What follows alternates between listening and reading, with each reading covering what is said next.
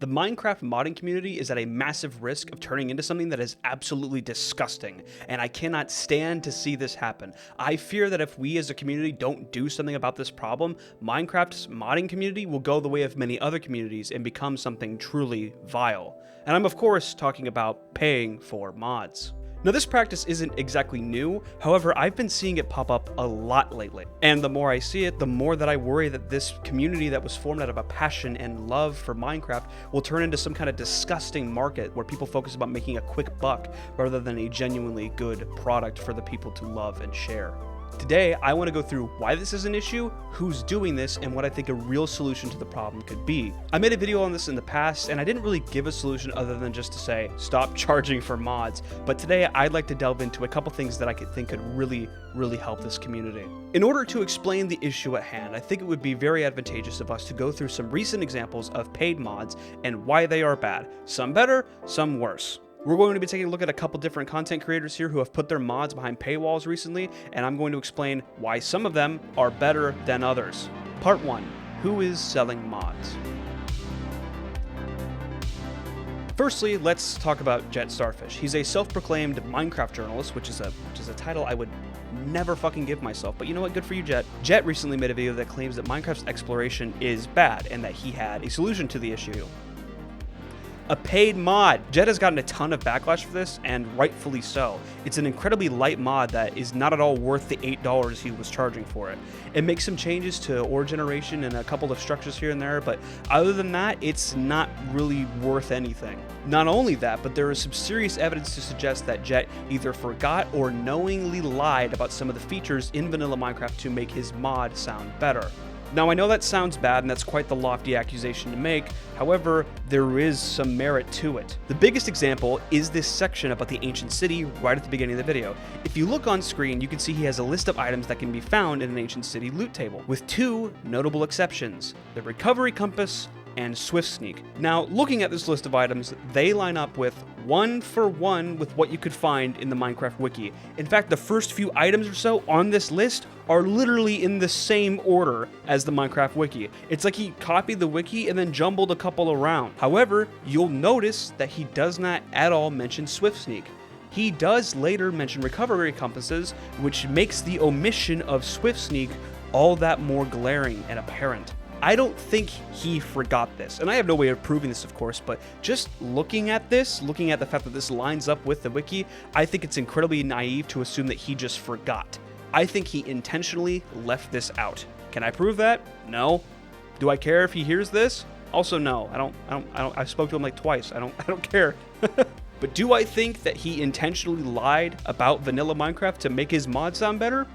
Possibly. He might have. I don't know. I'm not in his brain. Do I think it's plausible? Yes. Am I 100% certain? Of course not. If you want to watch a more in-depth video on this kind of thing, there's a couple of videos out there that are already pretty popular. Of course, there's the one by the Haze, and then there's another one by another guy that says some other stuff. You can watch those if you want. But the main point about this Jet Starfish section is that Jet did the right thing. After a few days of his mod being live, he made it free. The community was so loud and so forceful that they forced his hand and they made him make it free. And on top of that, he offered refunds to anybody who bought it. That's great. That's what a modder should do.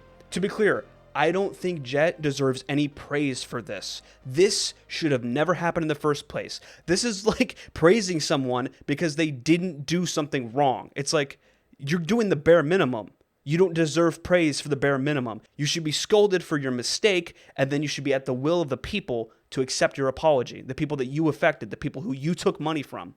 If they say, I forgive you, all good. That doesn't mean that you deserve props for it, though. This never should have happened.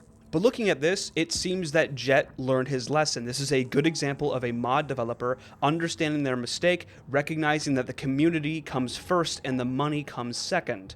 Now, this next example, this person hasn't learned their lesson yet, and we should seriously talk about this. This is Whimsy. Whimsy is a little bit larger than Jet Starfish. He makes data packs and mods and locks them behind his Patreon for $15 a month.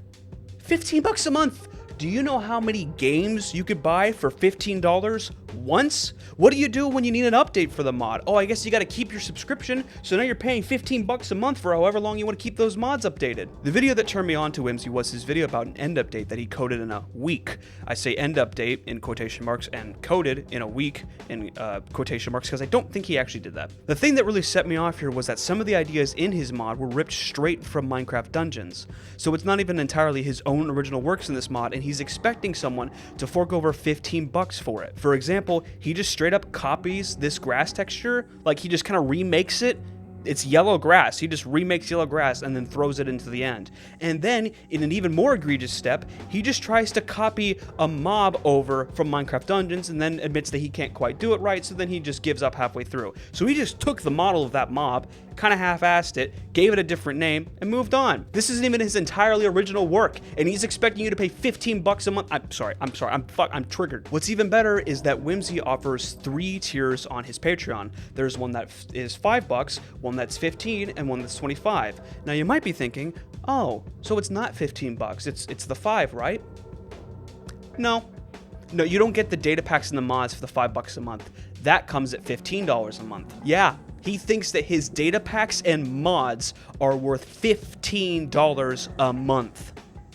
Alongside some other stuff, you get access to like a Discord role and sometimes other shit like that. You don't even get your name on the end of the videos. Fuckers, I have memberships and they're $3 a month and you get your name on the end of the video. I don't care. I'm happy to do it. This guy expects $15. Sorry, not even 15. I'm sorry, I was wrong. It's actually 25, as you can see on screen. 25 bucks to have your name on the end of a video.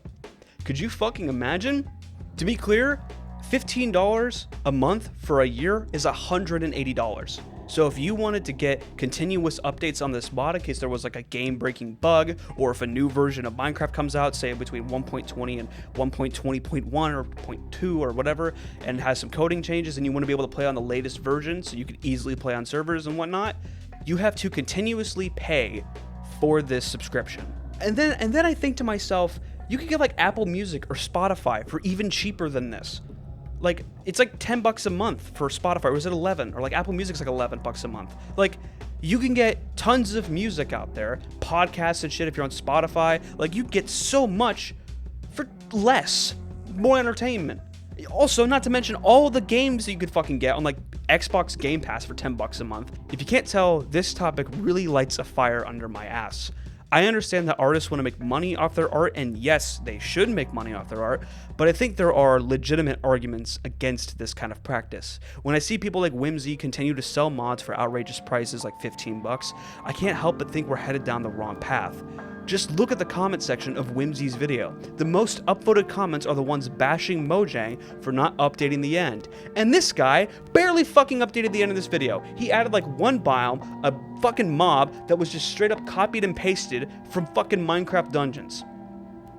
To be fair to Whimsy, there is original content in there, and I'm not just saying the whole mod is just stolen from Mojang themselves. I'm saying that there are things in this mod that were already made, and this guy is not doing his full original works, which might come up again later in the EULA, because there is a case to be made that some of the stuff in this mod cannot be owned by him in terms of copyright, because he is copying not only Mojang's code at times, but he's also straight up copying their ideas and putting them into a mod. There is a valid legal case to be made here that he does not own this mod because of the stuff he's put into it.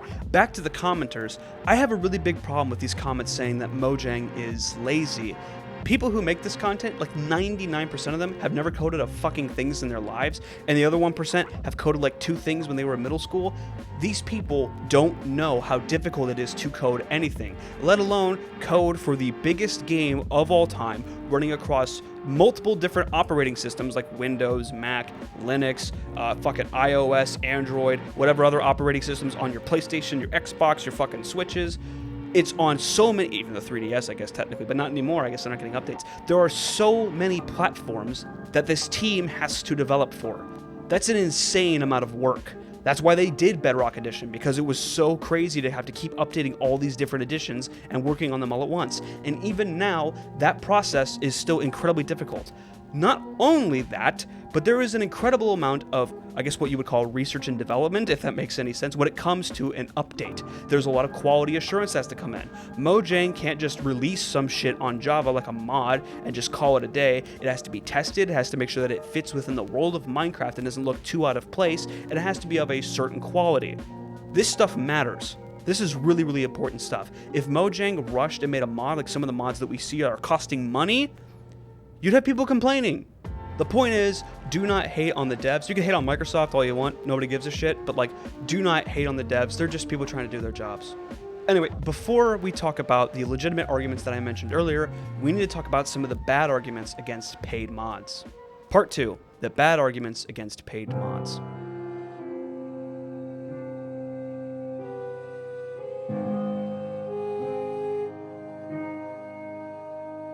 The most common argument I hear against paid mods is that it is, quote, illegal. This isn't true. Please stop saying that. Microsoft is an American-based company, and thus they follow American copyright law. And under this, there is nothing illegal about selling a mod that is entirely yours. This is where that part I said earlier about Whimsy's mod that might be a little sketchy because he copied some code. Coming from Mojang's EULA, if you code a Minecraft mod from scratch, meaning it's entirely your own work, you own that mod. It is yours, and you can do with it whatever you like, so long as you don't sell it or try to make money off of it. At most, if you ever tried to sell a mod, either A, Mojang wouldn't give a shit, as they tend not to do, B, they'd send you a cease and desist, and then C, at that point, if you didn't listen, they'd probably just sue you in a civil court to pay for the damages. You're not going to jail over this, so please stop saying it's illegal, because at most it's like a civil thing. You'd be found civilly liable. I understand that people who say this have really good intentions, and I get what they're going for. However, it's kind of just an appeal to authority. Well, Microsoft and Mojang say you can't do it, therefore you shouldn't do it. That's not a real argument. You're just gesturing toward the authority that Mojang has over the game, Minecraft. And that's not really an explanation as to why this practice is bad. That's actually a logical fallacy. It's appeal to authority, I think. Is that what it's called? Hold on, I gotta Google it. Yep, it is called appeal to authority. I had to fucking Google that. The second bad argument I hear is that Minecraft mods should be free because they've always been free. This, again, is not a real argument. You're just gesturing towards the fact that the Minecraft mods in the past were free, and they've mostly been free throughout the time that the game has existed. This isn't an argument as to why mods should not be bought and sold. This is very similar to a legitimate argument that you could make, but it's not quite the same. It is yet again another logical fallacy. And with that, let's discuss the real arguments against paying for mods. Part 3. Stop selling mods.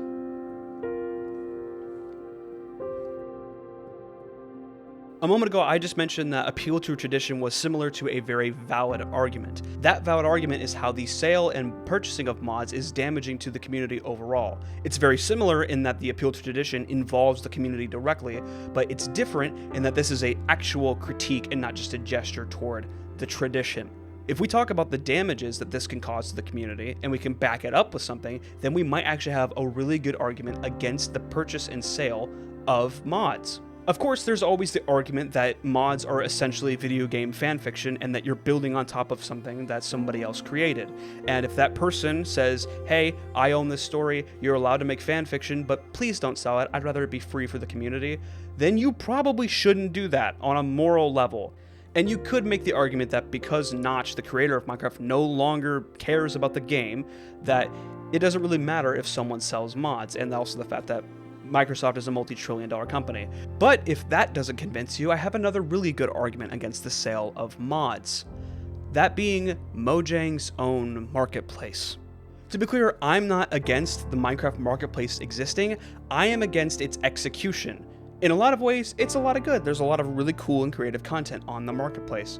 In some other ways, there is some questionable content that has propped up over the years. A marketplace, like any economy, can only really work when the people in charge have restrictions on what can be bought and sold and how it's being bought and sold and how it's being presented.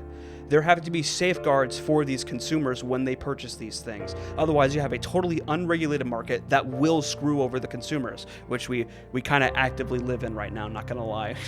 In the Minecraft marketplace, we have seen a few examples of people either straight up stealing ideas and giving it the same name, See the Aether Dimension debacle, or just actually stealing an entire thing and then putting it up on the marketplace. See the Faithful Resource Pack debacle that happened. Not to mention, there are plenty of skin packs out there that just straight up take creators' likeness without their permission. I can't tell you how many times I've seen like skins that like model after Dream.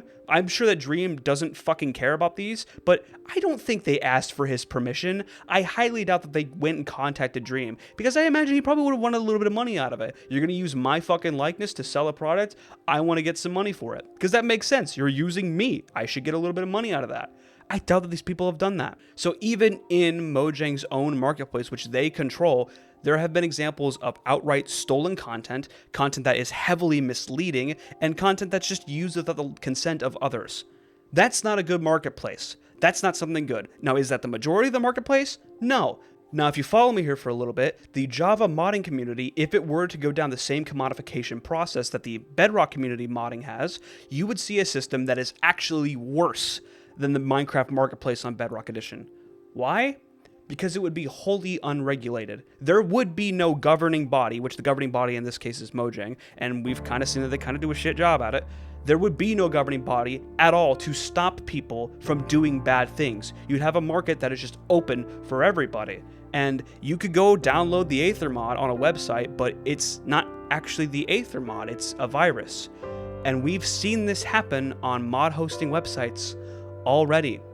We've seen this happen. When there's no moderation, when people slip and they don't pay attention, bad people put shit on these websites to scam you, to steal your information, or just otherwise fuck with your computer. That's not good. That's what the moderation is for. An unregulated market is ripe for bad actors. And I seriously fear that if we start putting a money sign behind all of this stuff, that problem will only get worse, because now there is a financial incentive to cheat and scam. But I do think there is a very real solution to this problem, something that really can work well if we do it right. So let's talk about those things. Part 4. How do we actually fix this?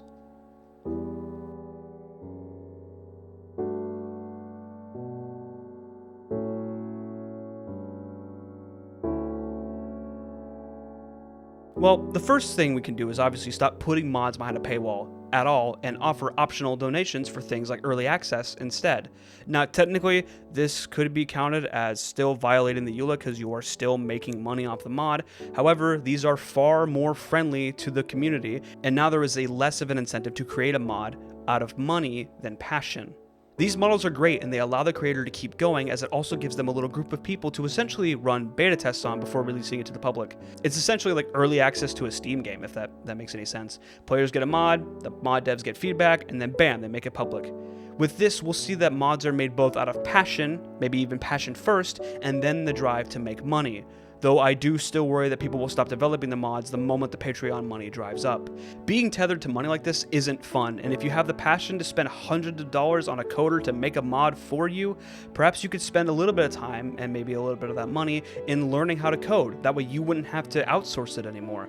You could be known as the guy who not only has the ideas, but also puts the work in. And that's a lot cooler. We as a community, though, need to stand up to these people. This practice needs to stop. I am tired of seeing it. It's happening way too much. And I think, honestly, not only am I worried about the commodification of mods, but I'm also worried that this kind of stuff breeds negativity towards Mojang. Like I stated earlier in Whimsy's comment section, there are a lot of people who really hate the Minecraft devs, and it's just insane to me that people would shit on Mojang, who has been giving free updates for 15 fucking years of this game, and then they'll praise a guy for selling an update to the game. You're bashing Mojang for doing something for free, and they have no obligation to do it. At any point, Microsoft could say, hey, you know what? If you want 1.22, you're going to pay $10 for it, and you can have it forever. Or it's like a subscription service. You pay for the Minecraft subscription service, and you get new updates as they come out. That's it. They could do that at any time. They might even do that someday. I hope not, but they could. This year has been particularly bad for gaming. We've seen countless games just fall off the deep end. Really big games too, like Concord and X Defiant, which is a game I really like that game. But we've seen countless layoffs, studios closing. It's a really bad year for gaming. And I don't think this is where you should be spending your money. There are tons of really good indie studios and indie games out there that could use your support. Why would you ever spend it on a mod that should have been free in the first place? Now, if you enjoy the mod and you like what they do and you want to give a donation to them, that's fine. That's okay. I support that move because if you enjoy their product, go for it. However, if they're forcing you to pay for that, you should say, fuck you. This isn't even your fully original concept. If you want to make money off of your art, make your own fucking game. Do it. Seriously, Vintage Story did it. The people behind Vintage Story, Hytale is doing it. Fuck, even Terraria, I think, was made after Minecraft came out.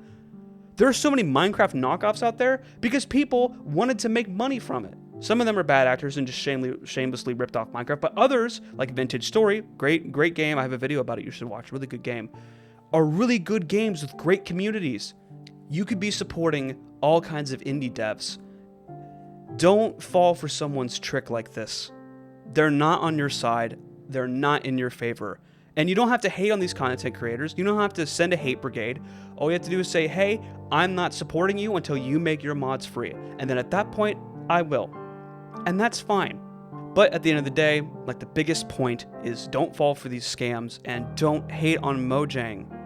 You don't understand their job. I guarantee it. Shit on Microsoft all you want. Who gives a fuck? But the devs, stop it. They don't deserve it.